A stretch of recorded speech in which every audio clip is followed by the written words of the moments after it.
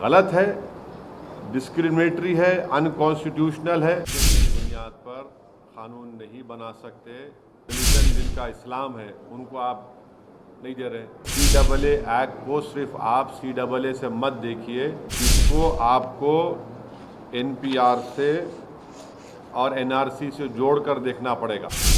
नरेंद्र मोदी और BJP को ये क्यों भूल गए कि कितने लाखों लोग कश्मीरी पंडित मुल्क से बाहर हैं। अब जब रूल्स बनाए तो हम सुप्रीम कोर्ट में डालेंगे और इसके ऊपर हम कोशिश करेंगे कि सुप्रीम कोर्ट में जाकर इसको उठाया जाए।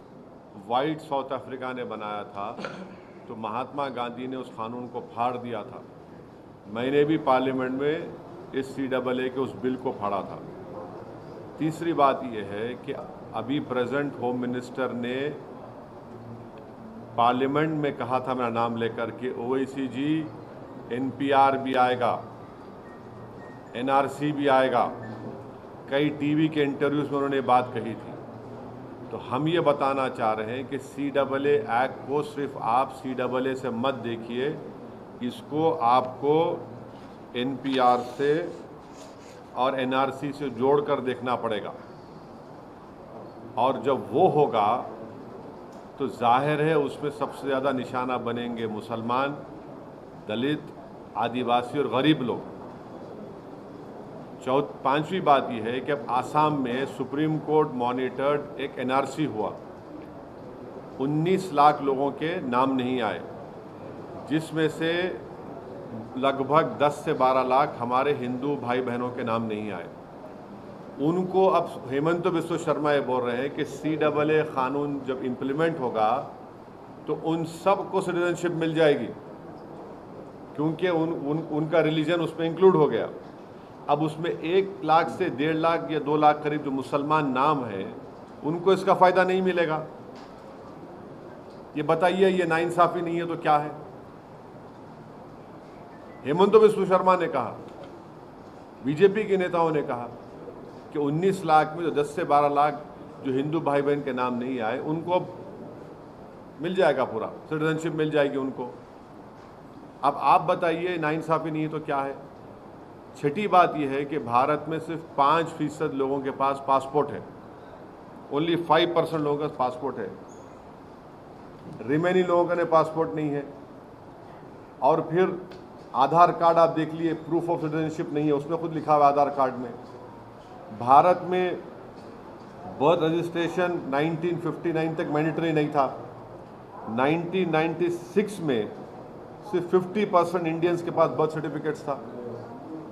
तो जब NRC होगा, NPR होगा, तो उसमें बायोमेट्रिक एक्सरसाइज होंगी उसमें, और लोकल रजिस्ट्रार में लिस्ट लगाई जाएगी प्रमोद साहब की, असद साहब की। अब प्रसाद साहब जाके बोल सकेंगे नहीं, असद साहब के डाउटफुल है, मैं डाउटफुल बन जाऊंगा। अब मुझे प्रूफ करना पड़ेगा। अब मैं मेरे दादा का बर्थ सर्टिफिकेट लेकर आऊँ क्योंकि मेरा रिलीजन इस्लाम है, अब मैं फिरते रहूँ तो फ़ायदा किसका होगा? रद्दी वाले का ही फ़ायदा होगा ना। तो ये इसीलिए ये एक्सरसाइज ये जो लॉ है ये रिलीजन की बुनियाद पर बनाया गया, ये डिस्क्रिमिनेटरी है, अनकॉन्स्टिट्यूशनल है। और ये बोलना कि जो हमारे हिंदू और सिख भाई या क्रिश्चियन भाई जो पाकिस्तान में, अफ़गानिस्तान में, बांग्लादेश में रह रहे हैं उनको सिटीजनशिप नहीं दे सकते, झूठ है ये। हमेशा सरकार के पास इख्तियार था, एग्जीक्यूटिव ऑर्डर से आप दे सकते थे। और आखिरी बात, नरेंद्र मोदी और BJP को ये क्यों भूल गए कि कितने लाखों लोग कश्मीरी पंडित मुल्क से बाहर हैं, जो मुल्क से कश्मीर से बाहर हैं, उनको आप क्या कर रहे हैं? उनको आप क्या कर रहे हैं? भूल गए आप कश्मीरी पंडितों को? कम से कम 5 लाख कश्मीर के बाहर हैं, लेकर जाइए ना कश्मीर में उनको।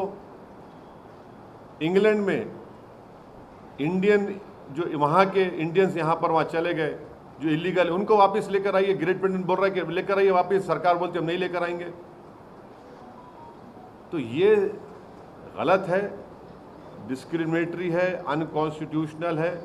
सरकार के पास पहले से पावर्स थे और है और रहेंगे कि वो जो हिंदू भाई बहन पाकिस्तान में है या बांग्लादेश से हैं, आप दे सकते हो उनको। और मैंने खुद केस डाला है सुप्रीम कोर्ट में।